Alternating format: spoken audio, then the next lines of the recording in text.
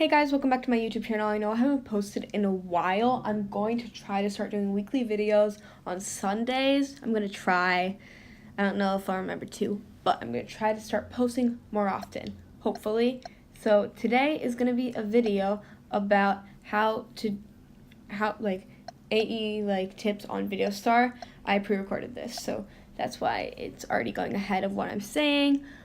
But basically, here are some tips to how to make your edits look like AE. If you don't know what AE is, it's Adobe After Effects. It's a computer program that's used commonly for edits. So I just put a photo into multi-layer clip, which is what you use to edit. So basically what I'm doing right now is I'm mirroring my photo. If you don't know how to mirror, it looks like that. You click it, and then you click that, and then you have your photo mirrored. You should always do that. That's like the first thing. Then the second thing is custom graphs. Now, if you don't use graphs at all, it's gonna look really bad. So basically, this is how it looks if you don't use graphs at all. It looks really bad, right? You don't want that. So if you use a graph, which is that thing, it's not really a graph. It's more of a curve. If you use that curve, it's going to look better, but not the best. So you're going to use custom graphs, which is this thing. And there are many different ones you can use. This one that I'm showing right now is if you're making a fast edit, a badass edit, or like a fast edit, this would be one of the ones you could use where it starts off like going quickly and then it slows down. It's what you would use for fast edits. Or something like this, you can put it up a lot and then do it like that. And for a fast edit, that would work too. But that's not the one I'm going to be using for this. It's not really an edit. It's just me to teach you guys how to do it. But if you're making a shorter or like a soft edit or a slower edit, then you would use something that's more that has more curvature. So here I'm just showing you some ways you could do it. You can copy these. I don't care if you copy them, honestly. Most people use the same or very similar graphs anyway. They didn't copy them from each other. We just all came to think that those are the best graphs. And honestly, just play around with it until what you think looks the best. What to you looks the best. Just play around with it and find something. So this is the one we're going with today. As you can see, it looks pretty good, but we're not done yet. That's not enough to do to make your transition smooth. You're gonna add tracking blur, and mine is in my favorites. It's going to be farther. They have to scroll and find it, but I have it in my favorites. It's called tracking blur. So basically, what tracking blur does is it adds motion blur to your transitions. And one mistake that a lot of people do is they just click it and leave it at that, but you actually want to modify it as I'm doing it right now. It may need a little less tracking blur or a little more. So to look better, as you can see, this looks like too much tracking blur for this transition. So sometimes you might need more, sometimes you might need less for this one. I think it needs a little less. And then basically, see, that looks good with the transition. But that's not everything we have to do just yet. The next thing we have to do is make your transitions or 50% darker in the middle of your transitions.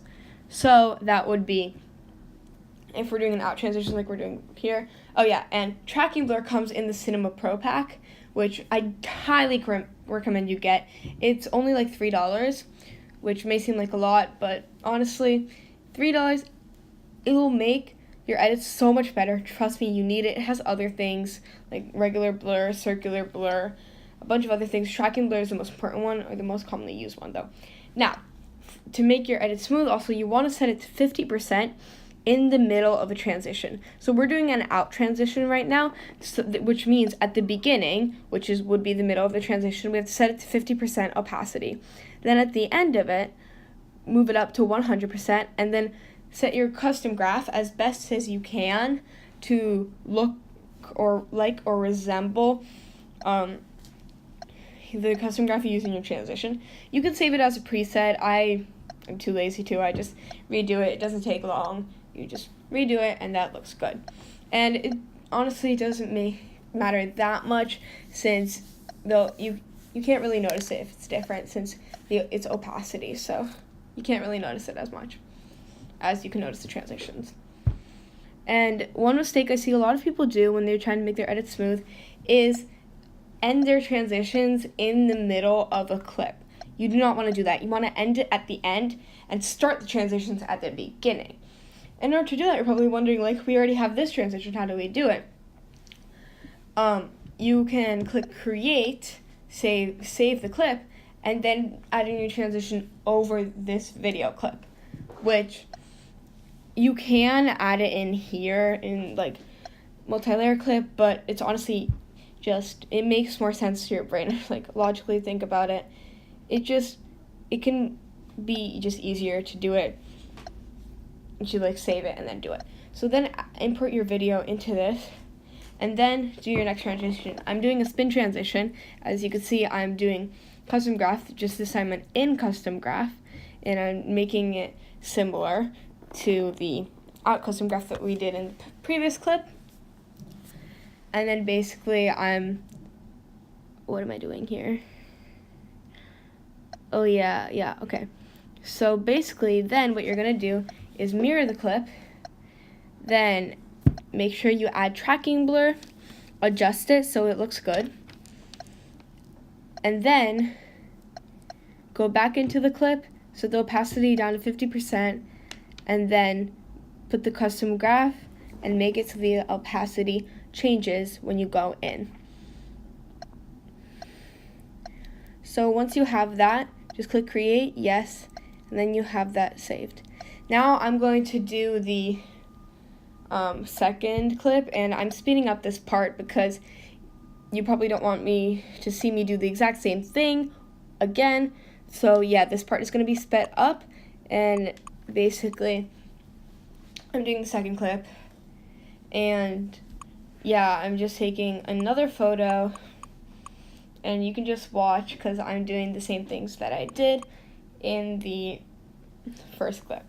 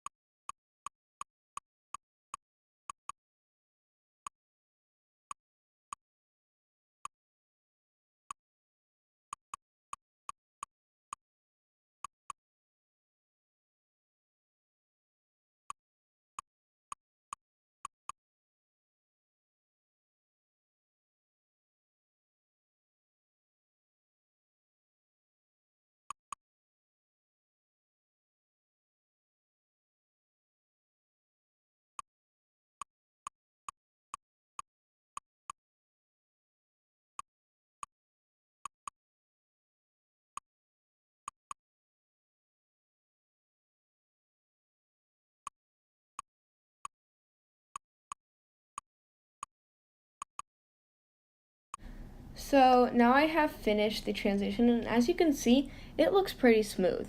So now the next thing we're going to talk about is colorings.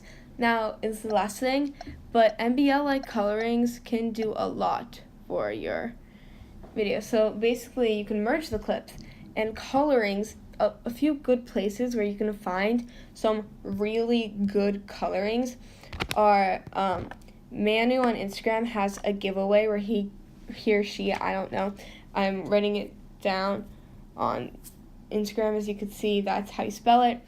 Has a really good giveaway where he or she gives away a lot of colorings. And also a different account that has a lot of good colorings is Colorings by Row. I don't know exactly how it's spelled. It's either spelled like this or it's spelled like this. I'll put it on the screen. Like, I'll put the actual thing written on the screen so you can see. I just, at this moment of filming, I don't know how it's spelled. So yeah, thanks for watching. Make sure you subscribe to my YouTube channel. Click the like button. follow me on Instagram. My Instagram is the same as my YouTube channel name. Just look me up on Instagram. There will be a link in the description to follow me. If you want me to give you some tips on your edits, comment your Instagram username and I'll check out your edits and DM you a few tips. Make sure you follow me on Instagram also, just so you know that it's me giving you the tips. Anyway, I hope you enjoyed this video. Thank you for watching. Like, subscribe, comment whatever you want to comment, like, request new videos, whatever you want. Yeah. Thank you. Bye. Thanks for watching.